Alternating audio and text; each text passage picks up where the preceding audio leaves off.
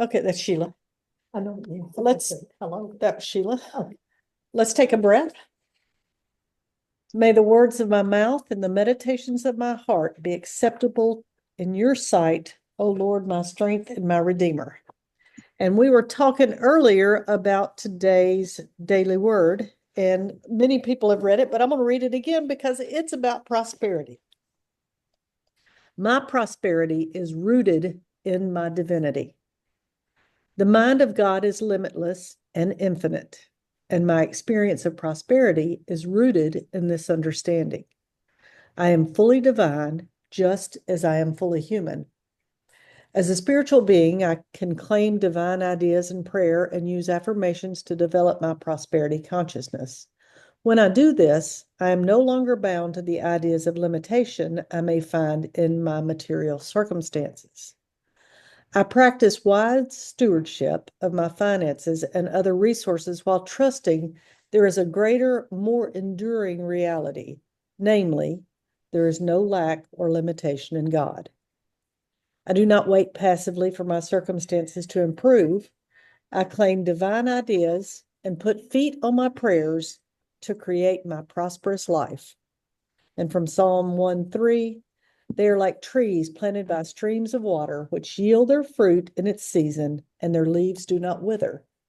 In that all that they do, they prosper. And that's what we're talking about tonight. We are talking about right giving, the key to abundant receiving. So we know that there is a spiritual law. There's a spiritual law about giving and receiving, and it's got to be studied and applied in order for us to demonstrate prosperity. And that's what we're doing. We are studying it, but we can't just stop there. We have to do the application. And as that daily word said, we're not waiting passively for anything to happen or for our circumstances to improve. We are claiming those divine ideas that we've been talking about, that we're living in. We're literally swimming in those divine ideas.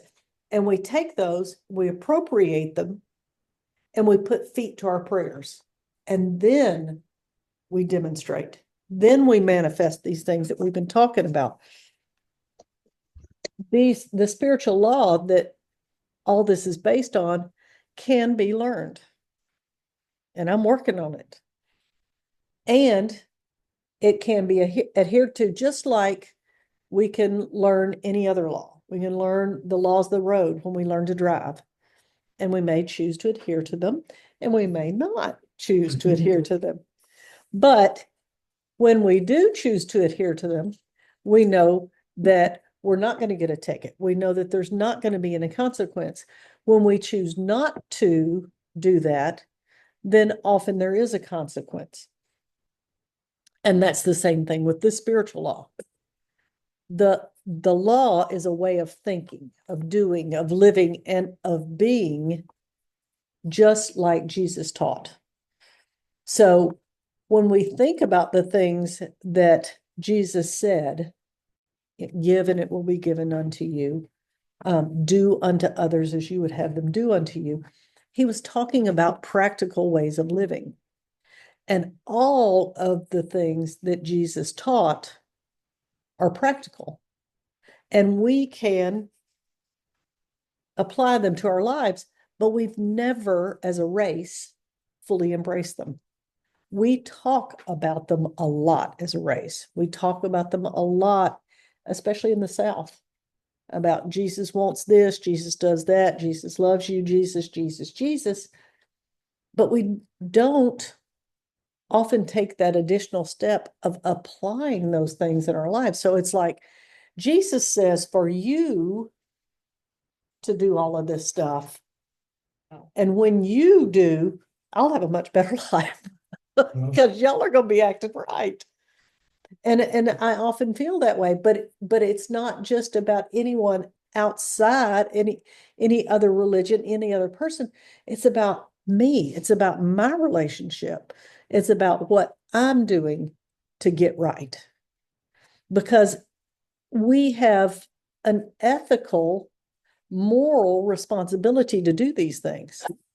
Bless you. And all of the teachings that Jesus had are things that we should do in our daily life, even the one about prosperity. And the simple rule that Jesus said that you can do in your everyday life, that everybody can do, is give and it will be given unto you. Simple. And then we get to the place, but yeah, so then we start trying to quantify, like we talked last week, but how much do we give? Who do we give to? And so we can get all wrapped up in the who, the why, and the where instead of the what. Simply give. Give of your time. Give of your talent. Give of your kindness. Just give.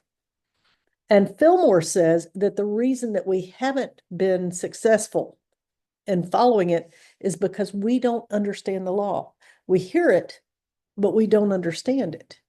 And if we understood it, we would know that that one thing that I just said, give and it will be given unto you, is powerful enough to support us in everything, in our health, in our peace of mind, in our finances, in our world. Give and it will be given. Simple as that, except we make it difficult. Well, yeah, but I mean, how, if I give, how do I know it's going to come back? How do I know it's going to work? There's that faith piece that we have to work on. And we are so programmed to rely on what we see, what we hear, all of those things that the senses are bringing to us, that we believe everything that we see as the ultimate truth. And I believe that a lot of people are scared of AI, and there is a frightening piece of it. But I think that AI has a lot to teach us. And one thing is, you can't believe what you see.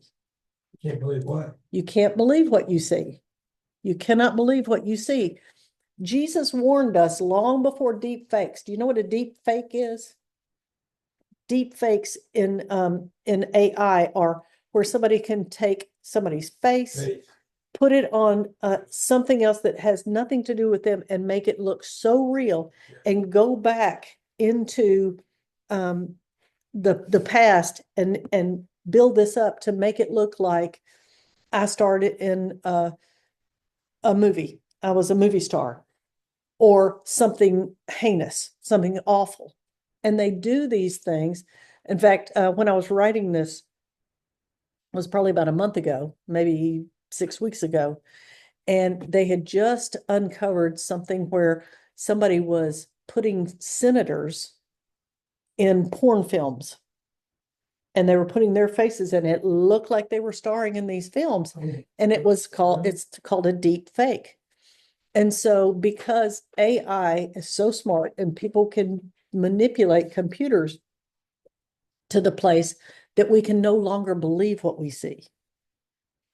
But the fact is, we never could. We never could, because we're relying on something that's external. And we're putting all our eggs, if you will, in that external basket, and said, well, yeah, because they had this terrible stroke and they're not going to recover, and it's happened before, and we've seen this before, and we you can see how bad off they are. And so we get wrapped up in this story and what we're seeing and what we're understanding from whoever is telling us this, and we believe what we see. And Fillmore says that we have to thoroughly look at causation and the underlying laws to determine reality, because what we're seeing in the outer is simply an effect. So it is what's happened from the cause. All of these come from causes that are often, a lot of the time, hidden from us. There's an inner and outer to everything. Everything's mental and material, and those conditions are present throughout the universe. And we look at the exterior. So we're just kind of, my dad would call it blowing on the fur. We're not getting down to the hide. We're not getting down to the truth of the matter. And we continually produce these causes that have effects in us personally and as a race, as a human race. We slide into those effects unconsciously. We set these causes in motion and then just let the effects happen, and we identify with those effects. And often we're identifying with something that's happened millennia ago. So think about how detrimental slavery was to us as a people. We are still dealing with the effects of that cause. Another example is fight or flight. So we know that that's a brain function that's there to save us. It was there to save us when that's all the choices that we had. We have myriad choices now, but our initial race reaction is that fight or flight. I'm ready to go. When we can reprogram ourselves to take a deep breath and make a conscious choice about what we're going to do next. But we're still living in the effect of a cause that happened a long time ago. Fillmore says that we can awaken from those long ago causes, but we can't do that while we cling to what is evident in the outer.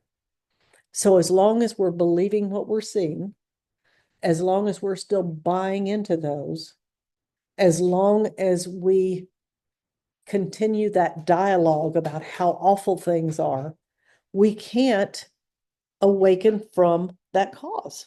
We're just continuing to live in the effect. We live in the effect side instead of knowing that we can rewrite the story. And that's our responsibility. So everything has a spiritual and a material identity. And we tend to focus on that material. We know cognitively, we know intelligently that there is more to it. But because we're so in tune to our senses, we buy into that sense consciousness that's telling us how awful things are, or that it's always been this way, or here's what I'm seeing happening. When we focus on that, we're losing that whole spiritual side. And we take what we read, we take what we see, we take what we hear, and we mold it to fit our beliefs. Because we're already comfortable in these lives that we've built, even if we're uncomfortable with them. Even if we don't like what we've built, we're really comfortable where we are. And so we can take what we see, what we hear, and mold it to fit that story. And you've all known people that everything's bad or everything's good.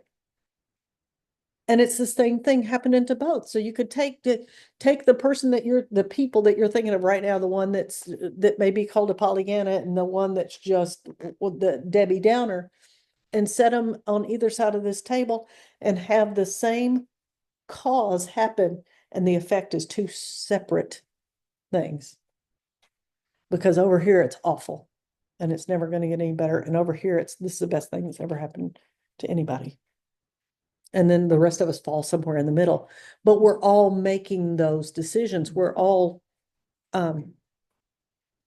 molding what happens to fit what we already believe. That's why Fillmore says that the true message of the Christ hasn't been applied to commerce, to society, and to the government.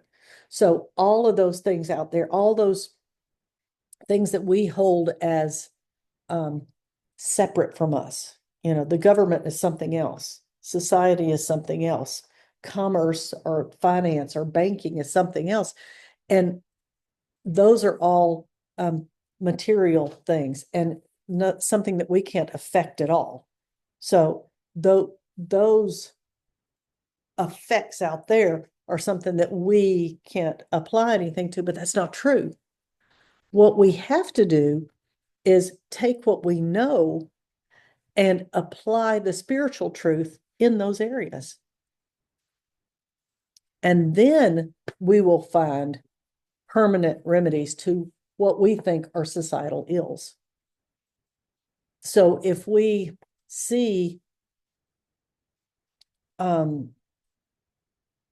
problems in society, we can continue to look at them as problems, or we can apply the spiritual solution to them. And the correctness of the solution to any problem is assured when we give a right amount of relationship to the elements. So when we fix our minds, when we get it straight in ourselves, then we fix the problem. And again, a lot of times people say that's Pollyanna, or, you're just not looking at it. You just don't understand. Well, we could say back the same thing to them. You just don't understand, because what I see is perfection. What God saw was perfection. It was good. And Fillmore says the answers lie in the individual application of spiritual law, not in controlling anybody else with external laws. Okay, thou shalt not, thou shalt not, thou shalt not. If you don't, I will feel a lot better about this. And I get wrapped up in that too. I mean, if the homeless would just quit building tents over there, my drive to work would be so much better. That's none of my business. My work is up here. So I can either choose to see something beautiful over here, or look at that homeless encampment and think about how horrible things are. It's my choice. And when Jesus said to us to go into all the world and preach the gospel to the whole creation, he was talking about going right in here and this whole creation, preaching the gospel to it, telling the good news, saying that the Christ is risen. It is risen in me, because that's my business. All of this out here is not on me. And Fillmore says that reform comes from using our innate intelligence, our honesty, and our goodness. We can't reform anything any other way than by getting right with ourselves. When we talk about the law of mind action, thoughts in mind produce after their kind, we know that it is absolute, that it is true. It is a spiritual truth, and it's going to happen every time. And everything that we think and say is responsive to that law. We raise ourselves up, we tear ourselves down.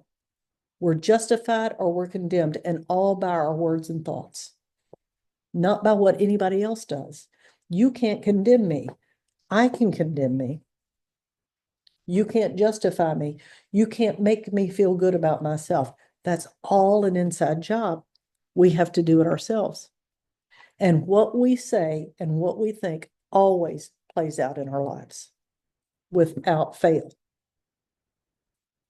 So, excuse me, when we say and think things that produce negative consequences, we live those until and unless we dissolve those effects by transforming them through repentance, through renewing our minds, through thinking differently.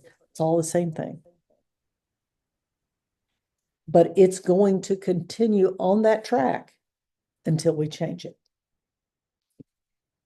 So when we're consumed with greed, when we're focused on possessions, when we don't have love, when we don't see humankind as a community, then we have to change that and practice that law of equilibrium and begin to give of ourselves. And realize that the divine gift that keeps things in balance The same thing that holds the sun and the planets in their orbits is the thing that I have to use to fix me. Because that equilibrium is going to play out. And if I tip the scale to negativity, it's going to produce negativity. If I tip it to a positive outlook, it's gonna give me a positive outlook. It just works. And the more we learn that, the more we practice it, and the more people that do it, we begin to change race mind. That's not necessarily why we're doing it, but it is a side effect of us working in our own consciousness to become the best Christ that we can be. When we do that, we pave the way for that universal adoption. We pave the way for people to understand this and realize it for themselves. And then that balance and that harmony is played out everywhere. And when we do that, when we know that this spiritual law is based on love and it's based on justice, and it's going to restore its own as soon as we allow it, then we manifest that happiness. Then we manifest that health. Then we manifest the prosperity that we're talking about. So it's incumbent upon us to better ourselves so that we're furthering the race mind. And to do that, we have to live by those truths, those universal truths. And Jesus spoke in universal truths. Buddha spoke in universal truths. They're out there. They're available to us. We just have to live them. So part of that is denying a belief in materialism, denying that we want what others have, because surely they're happier than we are. And if I only had that boat, if I only had that mansion, whatever, if I only had that car. And instead of thinking that, affirming in our lives divine love and divine justice, and knowing that it's going to play out. And when we see those negative things in others, because we're thinking about it and we're working on ourselves, and so these things are going to come up, and I'm going to say, look how good I am, but not so much over here. Well, when those things happen, we have to remind ourselves it's none of our business. It is none of our business what anybody else does, what anybody else says, what anybody else thinks. We are only about doing the work of the divine. And that means that we have to do as Jesus said, what is that to thee? Follow thou me. So when I look at Henry and think, Henry's not as far along the road as I am, none of my business. And I don't even know. I don't know where Henry is. He is pretty good. I have to be vigilant about holding myself to the standard that I want to be. I have to be consumed with those ideas of fairness and equity and justice. And I have to know that I'm supplied with everything I need, regardless of what you have or don't have, regardless of whether you think you have power over me or not, because you only have the power that I give you. And we have to remember that we are powerful. We're powerful spiritual beings, but we're only powerful as far as we're concerned. We don't wield that power toward anyone else, and we can't. But all of this is that work that we're doing inside, and we are powerful enough to make these changes that we want to make, to become the people that we want to be. And part of that, not part of it, all of it, is managing our minds. And so often worry comes into play, and it comes in so many different forms. And he says, don't worry about the future. Let it take care of itself. Don't let fear or doubt steal your strength and sap your power, because that's exactly what it does. The only benefit that worry has is stealing your energy, stealing your power. And that's not a benefit, because it doesn't do anything else. It doesn't fix anything in the future. It doesn't help you in the present, and it doesn't take care of the past. But when we get into that mindset, one way to come out of that is to begin practicing these laws. And we can practice this prosperity law by giving and being generous.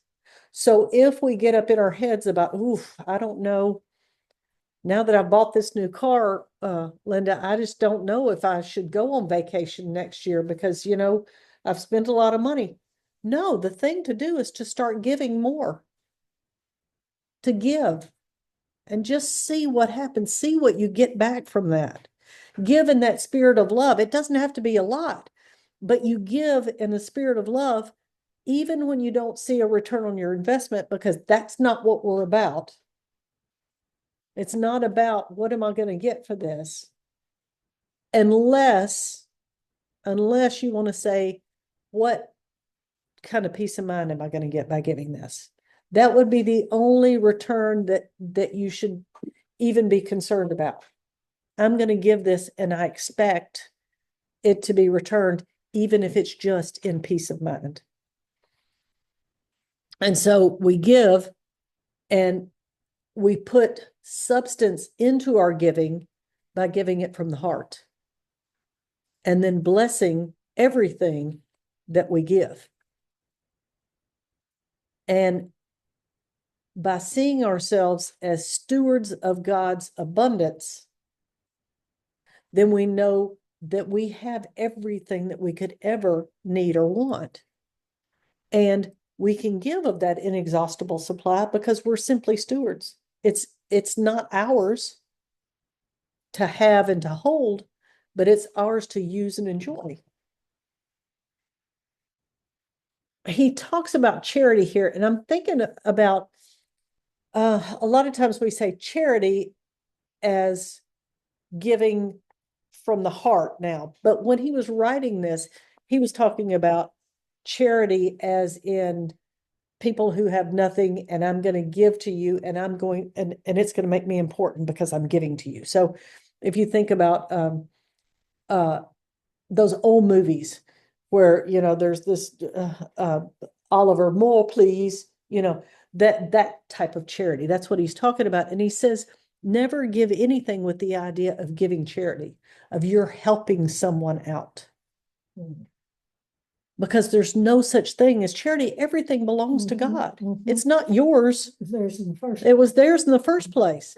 So it's not I have and you don't, and I'm going to be benevolent and give to you. It's I recognize this supply and I'm sharing with you my ability to see that this is available to all of us. Because there's plenty. He says, those of us who have a surplus are merely stewards of God's supply. And when we ask for divine wisdom and understanding about giving, we learn the joy of both giving and receiving. And then we understand and we learn to release the desire to get, grab. I need, I have to have, I want. And we replace that with a spirit of generosity. I have, and I freely give. So when we give and receive in love, we realize that it's only through giving that we're able to receive. And that our hearts and minds have to be open to that truth and to realize that we're spiritual beings living in a spiritual world where our thoughts determine every detail of our existence.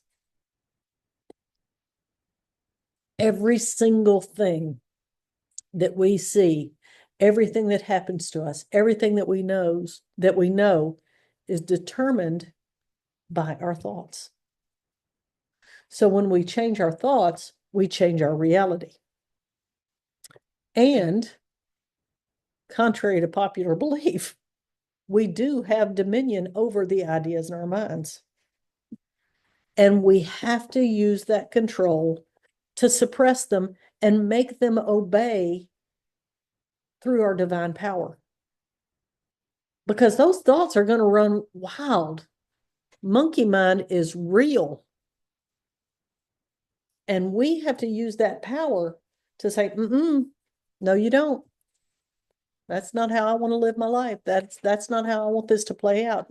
Yes, I thought, poor, pitiful somebody. Nope, don't want to think that. You're a rich child of God. That's not a thought I want to have. I had a thought, I wish those homeless people wouldn't. Nope, that's not a thought I want to have. I want to bless them, release them, and move on, because I don't want to live in that soup of negativity. And we do have control over our thoughts. I'll keep saying that till I believe it. We have to drive out those ideas of fear, the idea of poverty, the idea of illness, the idea of dis-ease, anything that we're uneasy about. And we replace them with ideas of truth. And when we do that, we can cultivate those ideas of abundance, those ideas of health, those ideas of serenity, because that's the crop that we want to grow. That's the one that we want to expand. But until we take that dominion, until we take that power and say no to those ones that we don't, cut them down and build up those others and let them choke out the weeds, then we're going to deal with those weeds and they will take over, won't they, PJ? I was thinking about PJ making me stop saying, I'm so sorry for so-and-so, or I'm so sad about that. Mm-hmm. She's, she just wouldn't let me. Yeah. And you didn't necessarily mean it in that vein, but your words have power. Mhm. And so when we learn to stop those habitual patterns that we've always done and replace them with words that are strong, that with words that are giving, with mean words that something. build up, with words that mean something, then we're just tearing things down. We have to claim God as our inexhaustible resource. We have to realize that everything is ours, but we are givers. Everything is ours and we're going to give it. And we give it in the name and the spirit of that opulent God that is so benevolent. So benevolent that everything has already been given to us. So we take these things that have been given to us and give again and continue to give. And everything that we give has to be sent with love and with the knowledge that divine love is blessing and is multiplying every single thing. And when we don't give, when we fail to give, we become that stagnant pool that's unable to flow. And so we may have the things that we've always had because we still have them. We're not giving them away, but they're not worth anything now. It's just a stagnant mess. And the best way to remedy that is to purify your consciousness by opening to the flood of God's supply and realizing everything around you that is there for your use. So when you're in that stuck place, start looking around and saying, look at all I've got. Look at everything that is available to me. Feel that air enter your lungs because it's unlimited. It's there. And then get in that mindset, get in that space where you can say, I am in an opulent universe. I am in a place that is so full of anything I could ever want or need that I'm able to give them. Fillmore says we have to deny the belief in lack and give as generously as possible, sending goodwill with every gift. because there's a definite relationship between the degree of joyfulness of giving and prosperity. You know, God loves a joyful giver. And it doesn't matter the size of the gift, but it has to be made with cheer and joy, and it has to be sent forward to do its good work. So if we give, but we give from a place of wanting to receive back, or we give from a place of fear, then we're not doing what we need to do. We haven't done that second part, that cheerful, I am so glad to be giving this. I'm so happy that I can turn this loose, that we're still closed off because we're giving from a place of lack, until we get in that mindset and realize that I'm giving, I'm happy to be giving, and what I give is a good thing, doing a good work, and whatever I give touches dozens, hundreds, thousands, whatever, and blesses them on its way. Fillmore suggests a couple of affirmations, and he says, the Father gives abundantly, I receive thankfully, and I give again generously. Say that again. The Father gives abundantly, I receive thankfully, and give again generously. But my favorite one is this one. I give freely, fearlessly, and joyfully, fulfilling the law of giving and receiving. So it's not enough to give. You have to give freely, fearlessly, and joyfully in order to fulfill that law that we've been talking about. So the questions this week are interesting. They're strange, but they're good. He says, in what ways is the religion of Jesus applicable to the problems of daily living? And then he says, to state briefly the law of giving and receiving that Jesus taught. And so, of course, that is, give and it will be given unto you. That's the simplest way to say it. The law of giving and receiving has to be studied so that we can use it to demonstrate. And it's part of that law of mind action. And he says, like I said earlier, it can be learned and applied the same as any other law. But the way Jesus taught it can be applied to our everyday life. So when we think about the law of mind action, thoughts in mind produce after their kind, we say, yeah, that's great. And I understand that. And okay, so do I just start thinking about prosperity? And yes, you do, but it doesn't seem like that's going to be exactly, okay, I'm thinking about prosperity. Well, I've always wanted to be rich. That's not it. That's not quite it. We have to give so it will be given unto us. And while we give, we're thinking about giving joyfully. We're making our thoughts mind us. We're making them fall into line and say, I believe that I live in an abundant universe, and that I'm able to give, and that I'm able to share, and that nothing belongs to me, but I have free use of everything. Excuse me.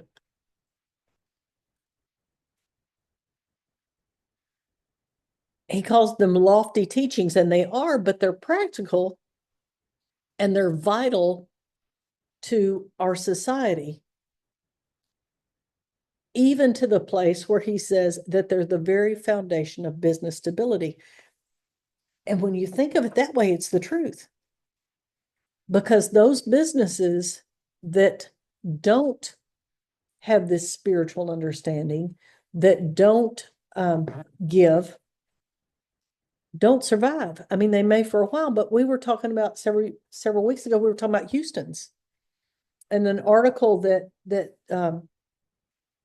Daily Memphian did about Houston's is they never gave back to the community. That place was always full. There were always people in Houston's. How come they couldn't make it? How come why did they have to close their doors? Well, part of it may be because they never gave back. They weren't open to that. And when you just want to receive and never give, there's no more room.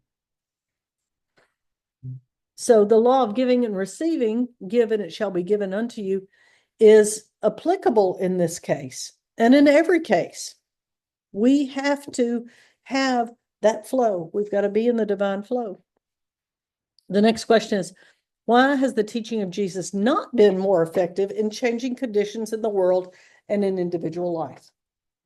Well, I think it's pretty simple to say, because we don't practice it. He says we haven't been more successful in making the doctrine of Jesus a practical standard for everyday guidance because we don't understand the law on which it's based. I think that's partially right, but I also think it's very generous. I think it would help if we did completely understand the law, but I also think that kind of as a race, we're a little bit lazy and a little bit selfish. Now, if we understood the law completely, we wouldn't be.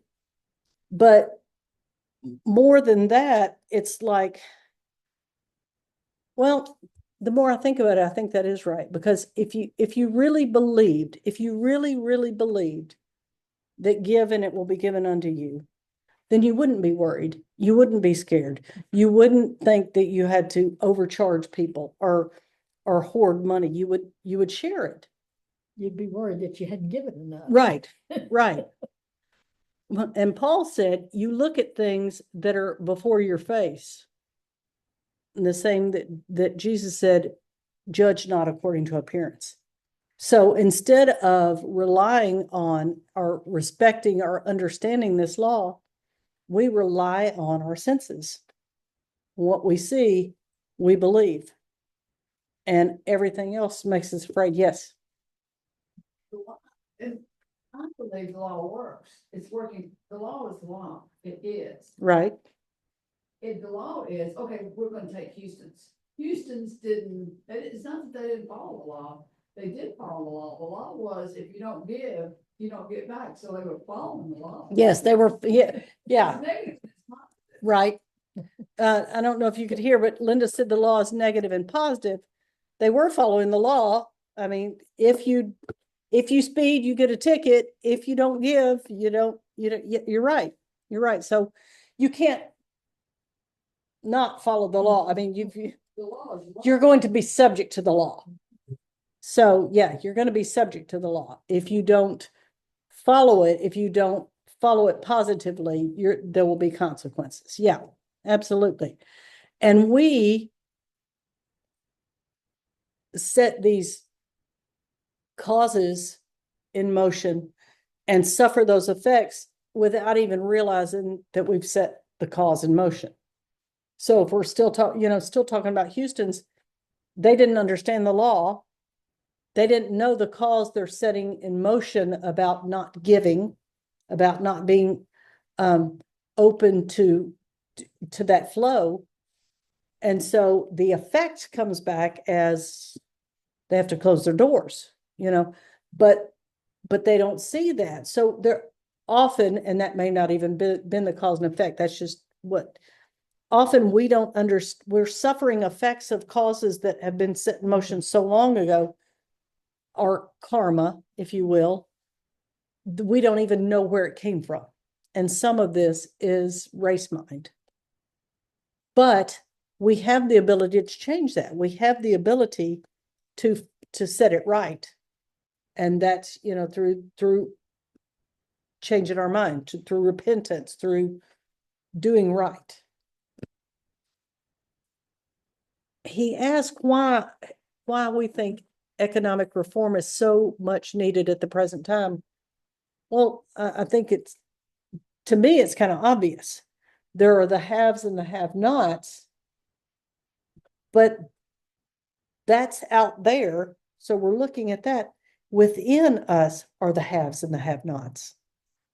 So in our own consciousness, we don't have to look to society to say that there needs to be reform or even economic reform. We have to look within and say, I have to have reform. I need economic reform because what I believe, I see. So if I believe in a have and a have not, then I know that it's still within my consciousness, and that has to change. And as I change in my consciousness, I see it changing without. And he says the reason that the Christ message hasn't purified society and commerce is because it's never been applied to those fields in a way that makes sense to everyone, because we're still fear-based. So if I truly gave, what would I have then? If I were truly fair in my practices, I would be wanting. And that's what we base our supply and demand upon, instead of realizing that everything belongs to everyone. And then there are these places that have tried that, we're going to have a commune and we're going to do this. And then it always dissolves because we haven't started right here first. We want it to be an outward thing. We want love and community and everybody getting along together, but they don't get along because we're still dealing with those egos. Because we're not getting along inside. We're not getting ourselves. along inside ourselves. It's all coming from that internal struggle. Anything that playing out there is playing in here. Mhm. Why is individual reform necessary before national world changes can be made? So that's the next question that we've been talking about. He says the correctness of the solution of any problem is assured by the right relation of its elements. All true reform begins with the individual. Jesus started there, and he didn't ask for the legislators to control people or their actions. When people would come and gripe about things, his answer was render unto Caesar that which is Caesar's, and to God which is God's. Don't worry about that out there. Take care of yourself. But we're so used to saying, yeah, but he, yeah, but they, yeah, but, instead of what is that to thee, follow thou me. Render to God what is God's. Let the rest of that go. He asked those 12 powers, his apostles, to reform. So he took those powers, those ego powers, and spiritualized them. And it took a lot. I mean, he had to ask Peter 3 times, do you love me? Because Peter wasn't there yet. And so spiritualizing may take 3 times. It may take 33 times. It may take 3,033 times. But we have to keep on with those powers that we have and make them work, just like we were talking about our ideas, and make them work for us. Make them mind the I am. How does the desire for the accumulation of money and goods affect the finer nature of sensibilities of people? Following the metaphysical side of the teaching of Jesus, we found that certain thoughts held in the minds of people are causing widespread misery. No kidding. They're causing disease and death. We also found that the thoughts can be dissolved or transformed, and the whole person made over through conscious volition, through working with our thoughts. Paul said, be transformed by the renewing of your mind. That's the only way you can transform. That's the only way that you can change, is by changing your thoughts. What rule did Jesus give for freeing ourselves from financial lack? God say, don't do that. Among the destructive thoughts that we indulge in and exercises are those forms of selfishness which we know as avarice, covetousness, and the desire for financial gain and for possessing things in the world. Those are the thoughts that threaten the stability of the race. Those are the thoughts that threaten the stability of financial infrastructure. Anytime that we are in that wanting what somebody else has or being afraid that we don't have enough, then we are undermining that stability that we long for. What we really say that we want, I just want to know I've got enough for myself and for my family and all this. Well, anytime that we are worried about that, we are knocking that foundation around. We're making it unstable. And the remedy for that is in thinking that we have everything that we could possibly want. It always comes back to that. He says, the remedy for the misery caused by destructive thoughts lies in constructive thinking. And the remedy for all the ills to which flesh is heir lies in conformity to divine law. It's as simple as that. Change your mind. The next question I left in there because it's about race consciousness, and a lot of people don't understand when we talk about race consciousness. He says, what is meant by the race consciousness, and can we escape its effects, and how can we change it for the better? Race consciousness is formed of thought currents in the dominant belief of all the people. And a few people rise above those currents of thought and become independent thinkers. But think about how few that is. And it seems to be illustrated more clearly now that we have social media. It's always been this way, but it's like in our faces now that everybody has to watch TikTok videos. And when you watch a TikTok video, then you realize that you've got to drink Alani water. And when you realize you got to drink Alani water, you have to have the new flavors. And just whatever the influencers are doing are the things that all of the sheep are buying. That's the thing that all of the sheep want. And it's always been that way, but it just is more visible now, I think. But there are some people who rise above that and say, I don't have to drink Alani water. I can just drink tap water, just be just as good. But the dominating race idea is what kind of propels society. So when more of us become those independent thinkers, when more of us realize that it matters not what's happening out there or what you think or say or what you wear or how much money you have, but what's happening within us, that's when we get to that critical mass, that tipping point where we're changing race consciousness for the better. And to be one of those individuals and to contribute to the change of race consciousness, we first have to dedicate ourselves to that ministry that Jesus talked about, the principles that Jesus said, and to carry that great work forward that he commissioned. Go into all of the world and preach the good news, preach the gospel, learn those spiritual laws and apply them to yourself, because here's the world right here. And that's where we have to do our work. And all of that out there is none of our business. Can I say something about this? 'Cause Absolutely. This is kind of a evolving piece in me, and it takes me back. I think that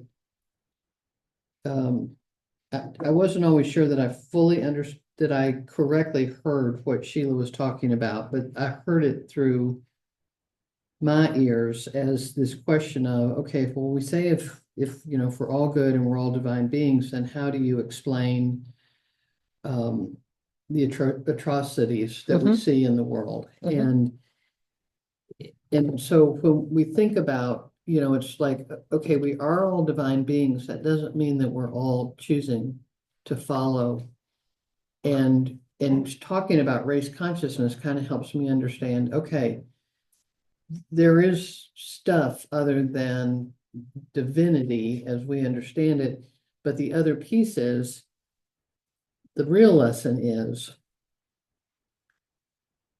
our error is in looking at that because it's outside of ourselves. You know, that it's not that, and it's not necessarily that we're being Pollyannish or denying it, but where we're going to be most effective in the world, it's like that circle of control stuff, another way of looking at it. Where we're going to be most effective is trying to just be the most divine versions of ourselves that we can be, and try to be less bothered about what's going on out here, and instead just trying to live in faith and trust that it's all good here. Mhm. Here. Very well said. And we have to, it's a difficult concept, and you have to get it for yourself, because until you get comfortable with it, until you understand it, it does sound like, but you don't understand what I see. You don't see you don't know what I know. Or You, worse yet, you don't care. right. Or you don't care about the starving children in China, or you would have eaten everything on your plate. You know, there's always going to be that thing that you don't see that I see, until you fix it in your mind, because it's hard to impart to somebody else when they're looking at that. So it's kind of like saying, look at the moon, and you're looking at the end of my finger, and I'm really trying to show you some, but you can't get there. You can't get there from where you are. But it sounds like you got, Well, it's the fairest thing would be say, I'm getting there, or I'm kind of reading about it in some different ways that help me feel like there's it's a understanding or an answer that makes sense to me. makes more sense. But it is evolving, because it's like,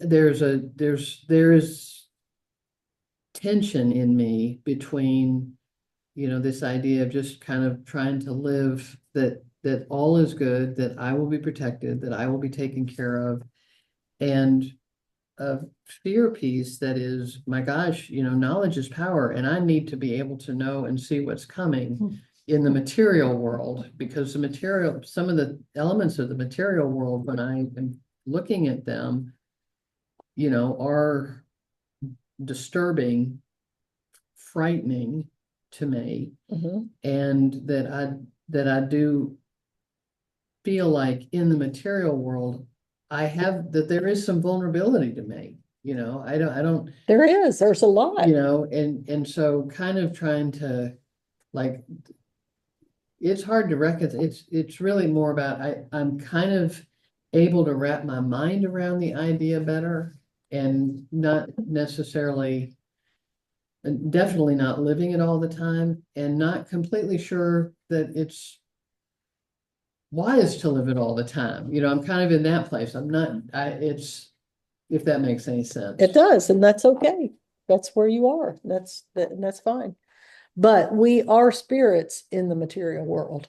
That's like a good song lyric. If it wasn't in the Bible, Little lyrics and we're all good. Then the police wrote it. All right, so it is 7:29. So I'm going to bless you with a passage from Joshua tonight, Joshua 1:7-9. He said, "Be strong and very courageous. Be careful to obey all the law my servant Moses gave you. Do not turn from it to the right or to the left, that you may be successful wherever you go. Keep this book of the law always on your lips. Meditate on it day and night, so that you may be careful to do everything written in it. Then you will be prosperous and successful. Have I not commanded you? Be strong and courageous. Do not be afraid. Do not be discouraged, for the Lord your God will be with you wherever you go." Good night, and I love you. Amen. Something that,